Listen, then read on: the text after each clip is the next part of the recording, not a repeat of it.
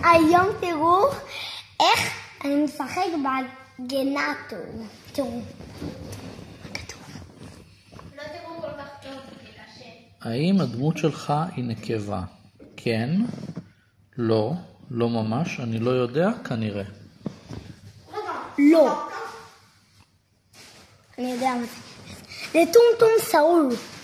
האם הדמות שלך ישראלית?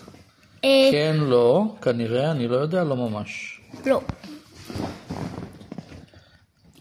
האם הדמות שלך שלי. מצוירת? כן. כן. האם הדמות שלך שלי. נועלת נעליים? לא. הוא יחף. לא.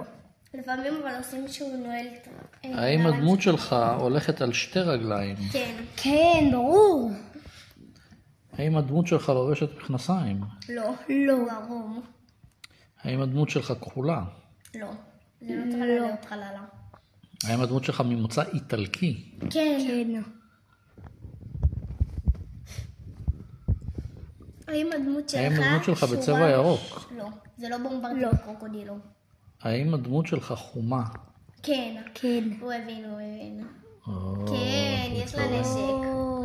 כן. אני חושב על דמות כתומה בצורה של עץ עם מחבט ביד, טונג טונג טונג טונג סעור. נכון! תרשום כן, תרשום כן. נכון.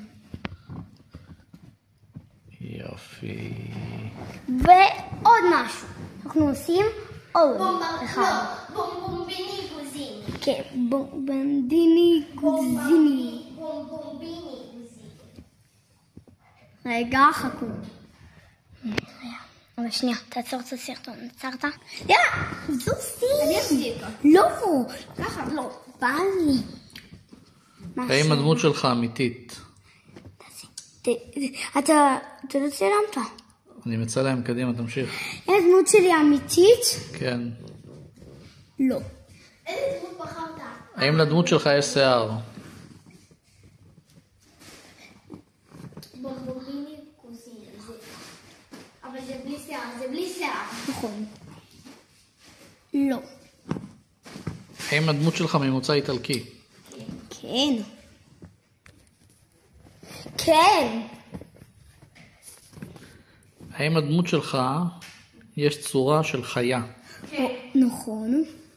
האם הדמות שלך יכולה לעוף? כן. האם הדמות שלך ירוקה? לא.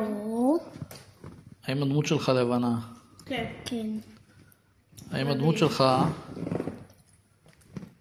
היא סוג של ציפור? כן. כן. הוא הבין שזה בומבומביני גוזיני. כן. בומברביני גוזיני. נכון!